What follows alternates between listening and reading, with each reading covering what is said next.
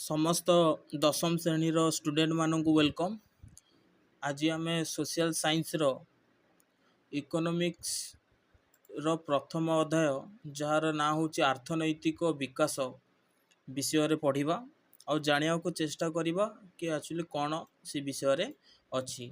अर्थनैतिक विकास को इंग्लिश रे economics development कहा जाए, जोटा कि मु तुमको क्लास रे किछि पढ़ाई थी। आज टिके रिवाइज करिबा। तो आमर प्रथम अध्याय ना हूँ अर्थनैतिक विकास, इंग्लिश रे आमे इकोनॉमिक्स डेवलपमेंट बोली कही थाउ। स्टार्ट करिबा। अर्थनैतिक विकास एक बहु प्रचारित शब्द जहाँ अनेक क्षेत्र रे व्यवहृत होता है।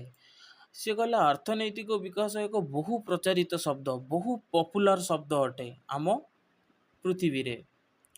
कौनसी देशर आर्थिक व्यवस्था संपर्क रे जानिबाकु हेले आमको से देशर अर्थनैतिक विकास प्रति दृष्टि देवाकू पड़िबो। जदि आमे कौनसी देशर चालीचलनी, तांकर स्ट्रक्चर, तांकर विकासर गति और तांकर देशर समस्त जिनस जानिबाकू हेले प्रथमे सही देशर आर्थिक विकास उपरे आमको दृष्टि देवाकू पड़िबो बा प्रथमे अर्थनैतिक विकास को देखियाकू पड़िबो किसी देश रे अर्थनैतिक विकास ठीक अछि कि नहीं। प्रथमे अर्थनैतिक विकास को दृष्टि देवाकू पड़िबो। अर्थनैतिक विकास ही कौनसी देशर विकासर भित्तिभूमि भावे कार्य करिथाए। एही अर्थनैतिक विकास को आधार करी अर्थशास्त्री माने पृथ्वीर समस्त देश को दुईटी मुख्य श्रेणी रे विभक्त करिसंती। तो अर्थशास्त्री कहला माने कौन? अर्थशास्त्री को इंग्लिश रे कहा जाए इकोनॉमिक्स। जो माने इकोनॉमिक्स ऊपर अधिक पाठ पढ़ी कि पीएचडी करती से इकोनॉमिस्ट बा ओडिया रे अर्थशास्त्री भावे बोली कहा जाए। तो अर्थशास्त्री माने आम पृथ्वी रे थिबा देश माननकु दुईटी भाग रे विभक्त करचंती। गोटिया हैला विकसित देश, अन्यटी हैला विकासमुखी देश। विकसित देश कहला माने कौन?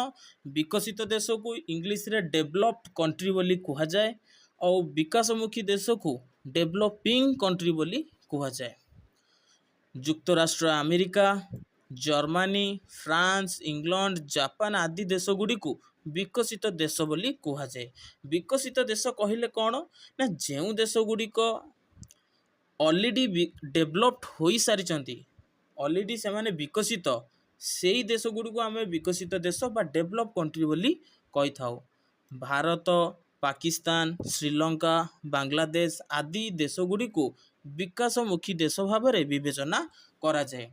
जमती आमर भारत रहिला, पाकिस्तान, श्रीलंका, बांग्लादेश एमाने होउचंदी विकासमुखी देश। विकासमुखी को इंग्लिश रे डेवलपिंग कंट्री कहा जाए। विकासमुखी रो अर्थ हैला कौन? एमाने विकसित होई नांती किंतु विकास हेबारे लागिचंती। गोटे स्टेप बाय स्टेप तांकर रेशियो कौन एमती बढ़ी बढ़ी बढ़ी बढ़ी जाउची।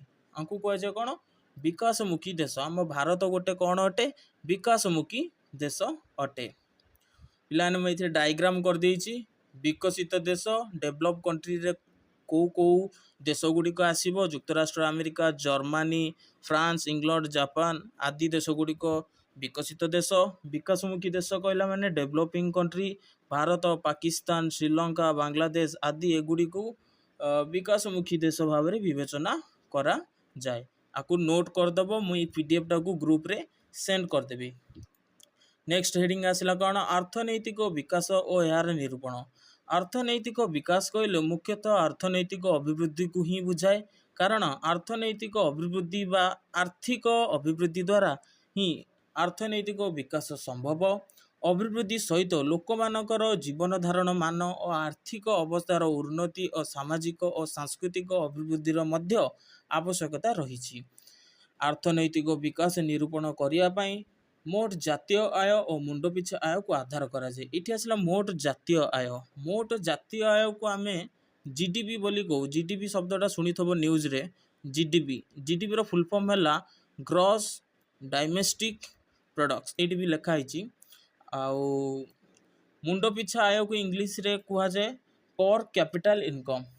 पर कैपिटल इनकम पीसीआई। पर कैपिटल इनकम। कौनसी देशरे वर्षक मध्य उत्पादित होइथिबा समस्त द्रव्य और सेवारे मुद्रागत मूल्य एवं तत्सहित देशर बाहरु आसुथिबा आयर समष्टि को मोट जातीय आय बा ग्रॉस डोमेस्टिक प्रोडक्ट बा जीडीपी बोली कुहा जाए।